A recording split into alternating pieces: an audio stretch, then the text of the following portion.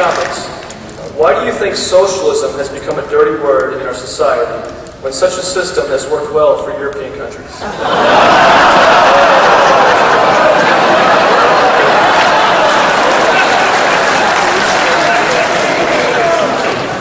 Okay, identify yourself in the audience. There's a lot of people that want to talk to you. It is such an awesome question because you look at the living laboratory of the last 100 years. And America, Ron is right. We have not been a true free market economy. I wish we would have been. But if you compare the Soviet Union's economy to the United States economy, you look at the progress, you look at the innovation, you look at the developments, you look at the continual increased standard of living, I think I would choose the economy that's been more in line with free markets than socialism.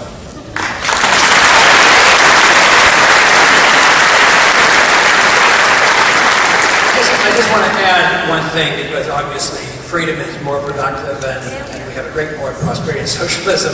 The 20th century was more or less the failure of socialism. The 21st century so far right now is going to show the failure of interventionism and Keynesianism. But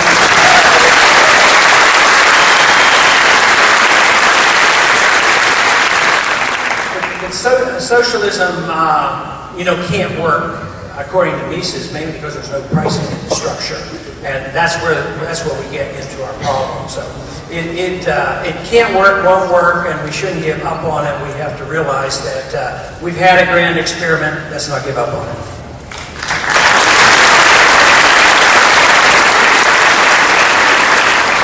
Since I guess we agree that socialism doesn't work, why is a true free market solution the best alternative for healthcare? Because I think that the free market is the best way to deliver any commodity or any service. And the more important the service, the freer the market ought to be. But if you compare, what do you think it would have been like if we'd have turned it over to the Department of Homeland Security to make sure that everybody in this country had a cell phone? They would have gone out and they would have taken one person to produce the cell phones and distribute the cell phone, and it cost us $500 a piece. And only half the people would have had it. No, the distribution, everything is better. It's just a shame that we give up on services and this whole idea. And the basic flaw in the medical care delivery system is that we have accepted the argument that you have a right to medical care, but you don't have a right to somebody else's life. You don't have a right to somebody else's money.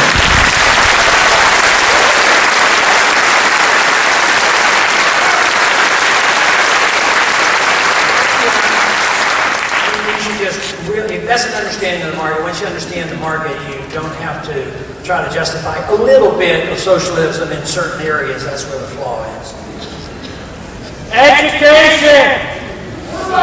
Free markets in healthcare give you the highest access to healthcare at the lowest possible price to the greatest group of people. And that's true in almost any commodity, any service that there is.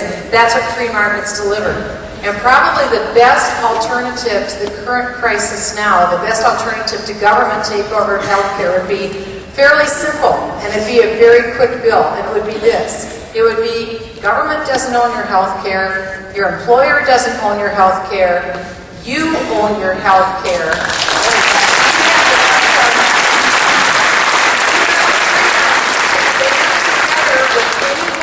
To band together, maybe like a credit union, people in your area, maybe all farmers or all realtors. So you own your health care, you band together with anyone you want.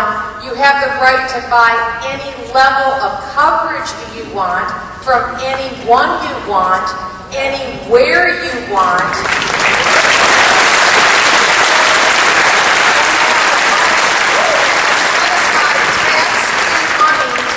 For it, and what that doesn't cover, you can deduct on your income tax return.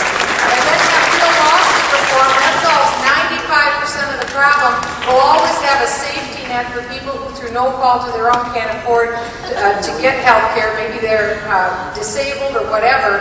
But 95% of our problems could be solved, and we're not looking at trillion-dollar deficits. Why not try that option first? first.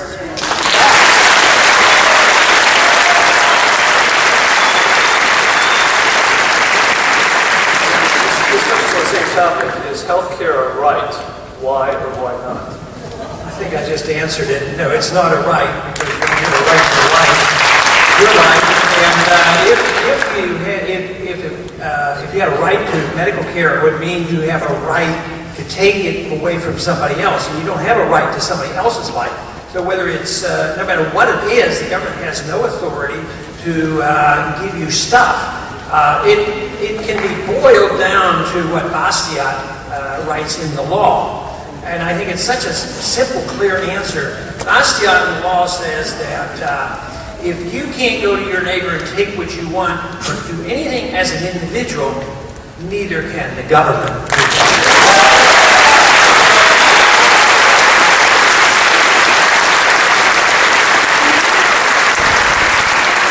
I can't improve on Bastiat in the law, but I'll say this. In the United Kingdom, health care is a right. In the Soviet Union, health care is a right. Would you want to get your health care in the United Kingdom or in the Soviet Union, or would you